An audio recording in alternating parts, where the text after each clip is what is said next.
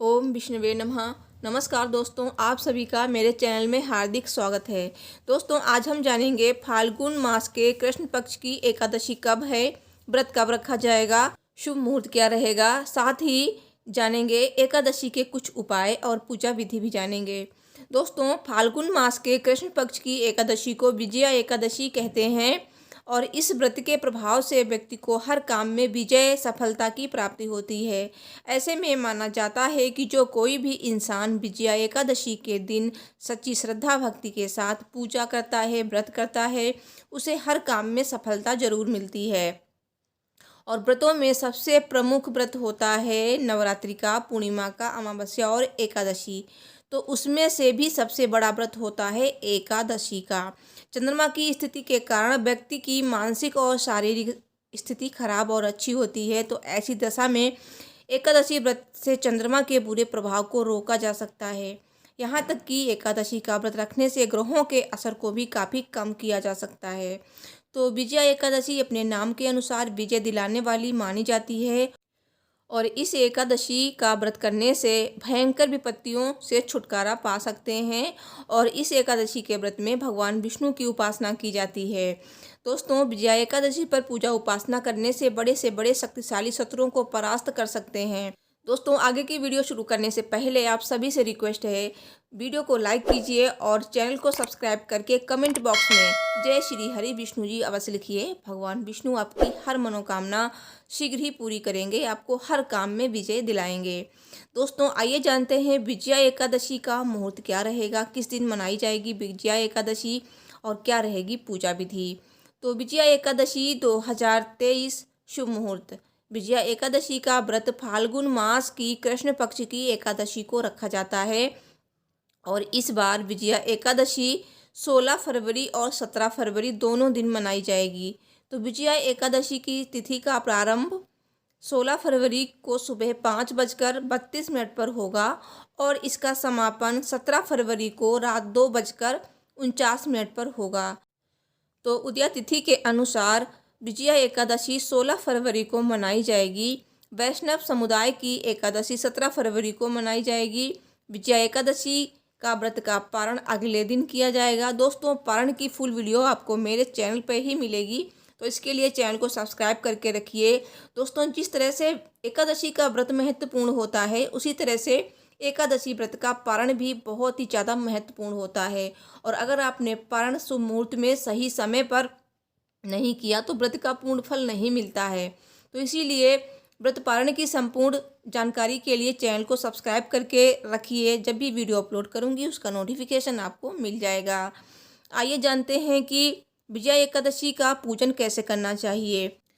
दोस्तों, एकादशी के एक दिन पहले यानी कि दसवीं तिथि से ही एकादशी व्रत के नियम शुरू हो जाते हैं। दसवीं की शाम को आपको सूर्यास्त के बाद भोजन नहीं करना है और आपको शाम के समय चावल बिल्कुल नहीं खाने चाहिए दसवीं के दिन। उसके बाद आपको विजया एकादशी के दिन ब्रह्म मुहूर्त में उठकर स्नान आदि करके स्वच्छ साफ पीले वस्त्र धारण करने हैं। उसके बाद आप भगवान विष्णु की पूजा शुरू करेंगे। तो पूजा में सबसे पहले आप भगवान विष्णु को पंचामृत से स्नान कराएं और पंचामृत से स्नान कराने के बाद एक बेदी बनाकर उस पर सप्त धान्य रखें और एक कलश स्थापित करें। तो कलश के ऊपर ही आपको श्री हरि विष्णु की स्थापना करनी होती है। मतलब आपके पास फोटो है या फिर आपके पास मूर्ति है तो कलश पे स्थापना कर दें। दोस्तों, अगर आप इस तरह से नहीं कर सकते हैं तो आप नॉर्मल जैसे हम पूजा करते हैं तो फोटो से भी पूजा कर सकते हैं। फोटो को आप एक चौकी पर स्थापित करें, फिर आप उनकी पूजा करें। पूजा कैसे करनी है मैं आपको बताती हूँ। तो सबसे पहले आप एक देसी घी का शुद्ध दीपक प्रज्वलित करें, फिर आप भगवान विष्णु की पूजा शुरू करें। पूजा में सबसे पहले भगवान विष्णु को तिलक करें और तिलक के बाद आप भगवान विष्णु को पंचामृत फूल ऋतुफल अर्पित करें। फिर आप भगवान विष्णु को पीला नैवेद्य अर्पित करें, जैसे कि आप पीली मिठाई का भोग लगा सकते हैं, पीले फलों का भोग लगा सकते हैं। और भगवान को आप धूप दीप दिखाएं और उसके बाद भगवान को आप जनेऊ अर्पित करें। फिर आप भगवान विष्णु को तुलसी पत्र अवश्य अर्पित करें। तुलसी पत्र आपको एकादशी तिथि शुरू होने से पहले ही तोड़ लेना चाहिए। और फिर आपको भगवान विष्णु के मंत्रों का जाप करना चाहिए और विजया एकादशी की कथा अवश्य सुननी चाहिए या फिर पढ़नी चाहिए और अंत में आपको आरती करनी चाहिए। दोस्तों इस दिन आपको लक्ष्मी नारायण जी की एक साथ पूजा करनी चाहिए। दोस्तों अगर आप इस दिन व्रत करना चाहते हैं तो व्रत भी कर सकते हैं, और अगर व्रत नहीं कर सकते हैं तो इस दिन आपको सात्विक भोजन करना चाहिए। और सात्विक भोजन करने के साथ ही आपको शाम के समय भी भगवान विष्णु की पूजा करनी चाहिए। और अगर आप व्रत करना चाहते हैं तो पूरे दिन व्रत करें और फलाहार कर सकते हैं, या फिर निर्जला भी व्रत कर सकते हैं। तो व्रत दोनों तरह से किया जाता है, जैसी आप में सामर्थ्य है उसी तरह से व्रत करना चाहिए। और नेक्स्ट डे आपको पारण करना है। तो पारण कैसे करना है, पारण का शुभ मुहूर्त क्या रहेगा, क्या खाकर पारण करना है, इसकी वीडियो आपको मेरे चैनल पर मिल जाएगी। और दोस्तों एकादशी व्रत के दिन रात में सोना नहीं होता है, रात्रि जागरण किया जाता है, भगवान विष्णु का भजन कीर्तन किया जाता है। तो ऐसे आपको ये व्रत करना है। और व्रत में क्या सावधानियां रखनी है वो भी मैं आपको बताती हूँ। अगर आप व्रत कर रहे हैं तो बहुत उत्तम है, और अगर व्रत नहीं कर रहे हैं तो भी आप पूजा पाठ करके सात्विक भोजन कर सकते हैं। विजया एकादशी के दिन चावल और भारी खाने का सेवन नहीं करना चाहिए।